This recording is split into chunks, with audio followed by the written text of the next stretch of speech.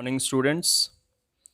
Companies के types हम पढ़ रहे थे और हमने उसमें प्राइवेट एंड पब्लिक कंपनी को डिस्कस किया था। अगर हम एक्ट की बात करें, पहले एक्ट हमारा जो एप्लीकेबल था इंडिया में वो कंपनीज़ एक्ट 1956 था और उसमें मेन टू ही टाइप्स थे कंपनीज़ के, एक प्राइवेट कंपनी और एक पब्लिक कंपनी। लेकिन 2012 में एक स्पेशल बिल जो है लोकसभा में पास किया गया और उस बिल के अकॉर्डिंग एक जो हम कह सकते हैं न्यू टाइप ऑफ कंपनी का भी कहीं ना कहीं प्रोविज़न किया गया है और उसका नाम है वन पर्सन कंपनी, ओपीसी जिसको कहते हैं। तो उसी के बारे में आज हम डिस्कस करने वाले हैं कि ये जो नया टाइप है कंपनी का जो पहले नहीं होता था, ये ओपीसी क्या है, वन पर्सन कंपनी क्या है, क्या क्यों बनाई गई ये, इसका प्रोविज़न क्यों किया गया, इसके बेनिफिट्स क्या हैं। तो ये सारी चीज़ें आज हम डिस्कस करेंगे। सबसे पहले इसका मीनिंग लेते हैं या इसके बारे में जो बेसिक चीज़ है वो पढ़ते हैं। मीनिंग से पहले भी, there is no provision of one person company means OPC in the Indian Companies Act 1956। सबसे पहली बात यही है कि 1956 जो हमारा एक्ट था कंपनीज का, उसमें ऐसा कोई प्रोविज़न नहीं था कि वन पर्सन की कोई कंपनी हो सकती है। आगे लिखता है, but because of several reasons, लेकिन बहुत से कारणों की वजह से the companies bill 2012 was passed in the Lok Sabha for the establishment of one person company means OPC। 2012 में कुछ ऐसे बहुत से कारण लगे कि जिससे ओपीसी बनाना ज़रूरी समझा गया, तो उस वजह से एक स्पेशल बिल लाया गया, उसको पास किया गया और वन पर्सन कंपनी का एक प्रोविज़न तैयार किया गया, प्रावधान बनाया गया। तो वन पर्सन कंपनी नाम से ही पता चलता है कि अकेले किसी एक आदमी की कंपनी। तो और इसके बारे में पढ़ते हैं। पहले बॉक्स में कुछ इसके बारे में बता रहा है, वो हम पढ़ लेते हैं। It refers to a company which has only one person as a member. भाई ऐसी कोई भी कंपनी जिसका एक ही आदमी मेंबर हो, जिसमें एक ही मेंबर हो, and which works on the principle of an ordinary company. हो अकेला आदमी लेकिन वो जो भी काम करे वो एक कंपनी के प्रिंसिपल्स पे करे, यानी कंपनी के जो हमने बात पढ़ी है पीछे, कंपनी के अपने प्रिंसिपल्स होते हैं, उसकी फॉर्मेलिटीज़ होती हैं, फीचर्स होती हैं, उन्हीं के अकॉर्डिंग वो काम करे। तो एक कंपनी के फॉर्म में एक ही व्यक्ति जब काम करता है बिजनेस लाइन में, तो उसको ओपीसी वन पर्सन कंपनी कहते हैं। एक ही मेंबर होता है, एक ही उसका डायरेक्टर होता है, ज़्यादा भी हो सकते हैं, वो हम पढ़ेंगे। तो फॉर्मली अगर हम देखें तो पहले हमने प्राइवेट और पब्लिक कंपनी के बारे में पढ़ा, वहाँ पे तो एक से ज़्यादा पर्सन की बात होती थी। अकेला आदमी अगर कोई कंपनी बनाना चाहे तो उसके लिए एक नया प्रोविज़न लाया गया है, ओपीसी। डेफिनेशन क्या है इसकी? According to section 2 subsection 1 Z के, तो जो सेक्शन 2 है उसका जो सबसेक्शन 1 का जो पार्ट है उसमें इसकी डेफिनेशन क्या लिखी हुई है? Of the companies bill 2009, the one person company refers to a company which has only one person as a member।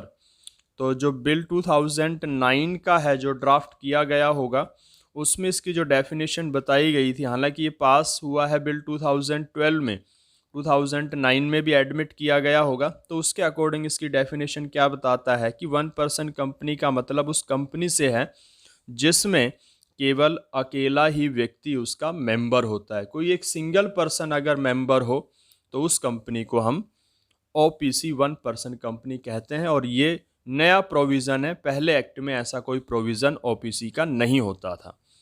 आगे चलते हैं, आगे डिस्कस करते हैं। अब बात आती है, चलो ओपीसी का मतलब हो गया, सिंपल सी बात है, जिसका एक ही आदमी मेंबर हो, तो वही ओपीसी यानी कि वन पर्सन कंपनी होगी।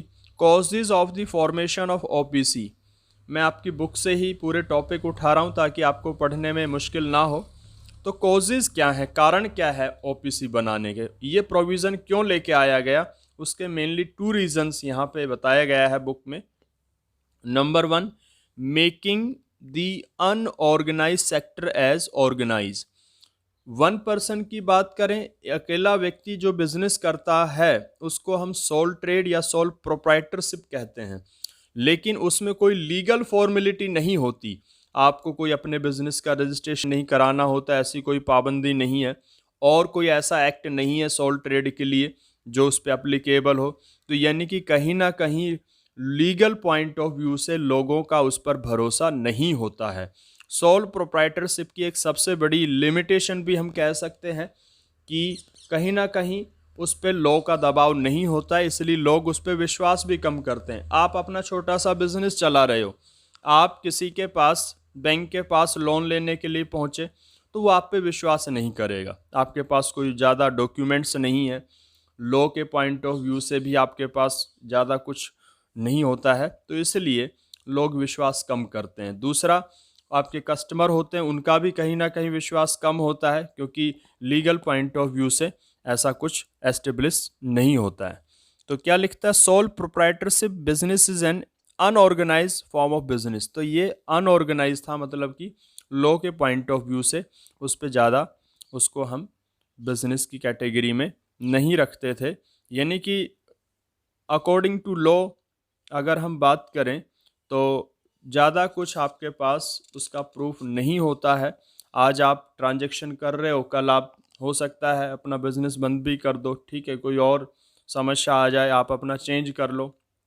तो इस तरह की हम बात करते हैं, अनऑर्गेनाइज होता है, लीगल पॉइंट ऑफ व्यू से वो ज़्यादा एक तरह से नहीं होता है।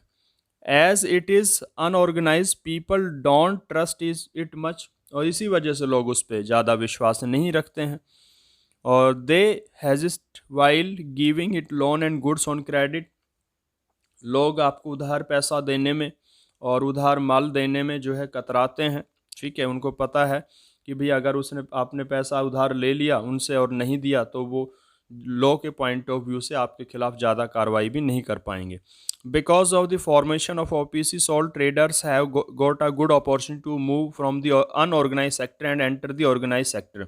तो ये एक अच्छी अपॉर्चुनिटी बनाई गई कि अगर कोई अकेला पर्सन बिजनेस को ऑर्गेनाइज वे में करना चाहे, लीगल फ्रेमवर्क में करना चाहे, तो उसके लिए ये तैयार किया गया। तो कोई भी सिंगल पर्सन जो अपना सोल ट्रेड चलाता है वो अपने आप को कंपनी में एस्टेब्लिश कर सकता है और वो कंपनी के सारे बेनिफिट ले सकता है। और क्या लिखता है, now a sole trader can form a company without getting other people join him. तो कोई भी सोल ट्रेडर किसी दूसरे को साथ शामिल किए बिना कंपनी बना सकता है, कंपनी के बेनिफिट्स ले सकता है। This will help him to have all the benefits of an organised sector, namely an increase in the trust of the people. तो उसका अपना एक ब्रांड भी बन सकता है, लोगों में विश्वास पैदा होगा, ठीक है, और जो भी बेनिफिट्स हैं गवर्नमेंट से वो भी वो ले सकता है। तो ये एक रीज़न बताया है ओपीसी बनाने का कि आप सोल ट्रेड जो अनऑर्गेनाइज सेक्टर का बिजनेस माना जाता है उसको आप लीगल फ्रेमवर्क में अपने बिजनेस को बदल सकते हो, यानी कि ऑर्गेनाइज सेक्टर में बदल सकते हो। Next, stopping the formation of private company by wrong means. इसका मीनिंग क्या है कि ज़्यादातर ऐसा होता था कि अकेला व्यक्ति कोई बिजनेस करना चाहता था और कंपनी के बेनिफिट लेना चाहता था तो प्राइवेट कंपनी का एस्टेब्लिशमेंट करता था, और उसमें क्या करता था, किसी साथी को शामिल करता था और उसका मिनिमम थोड़ा सा शेयर उसमें डालता था और अपना शेयर लगभग सारा रखता था और उसको सोल ट्रेड की तरह चलाता था। यानी कि लीगल पॉइंट ऑफ व्यू से तो वो कंपनी होती थी, लेकिन वो अपने सोल ट्रेड के हिसाब से काम करता था, नहीं अकेला ही उसका पूरा सब कुछ संभालता था। तो लॉ में तो प्राइवेट कंपनी होती थी और लॉ की नज़र में या उसके रिकॉर्ड में, और काम वो सोल ट्रेड की तरह करता था, यानी कि उसका गलत फ़ायदा उठाया जाता था। तो अब उसी का एक सॉल्यूशन निकाला गया कि भाई अगर ऐसे सोच वाले लोग हैं जो सोल ट्रेड में ही बिजनेस करना चाहते हैं, खुद ही सारा बिजनेस करना चाहते हैं बिना किसी को साथ लिए, और कंपनी के बेनिफिट भी लेना चाहते हैं, उनको एक ये अल्टरनेट दिया गया ओपीसी का। तो ऐसे लोग जो सोल ट्रेड भी करें, पूरा कंट्रोल खुद ही रखना चाहें, सब कुछ अपने हाथ में रखना चाहें और कंपनी के बेनिफिट भी लेना चाहें, तो उनके लिए एक ये हम कह सकते हैं ओपीसी का प्रोविज़न किया गया है। तो स्टूडेंट्स, इसको आप बेसिक चीज़ें हैं थोड़ी सी, इनको आप पढ़ोगे और समझोगे कि ओपीसी है क्या। एक नया फॉर्म है कंपनी का जो 2012 के बिल से लाया गया, और इसमें एक सिंगल पर्सन ही उसका मेंबर होता है, वही उसका पूरा कंट्रोल करता है। और एक और इसमें बेनिफिट वाली बात क्या है कि सोल ट्रेड की तरह काम करते हुए भी ये सारे कंपनी के बेनिफिट इसको मिलते हैं। तो आप इसको अच्छे से पढ़िए और समझिए।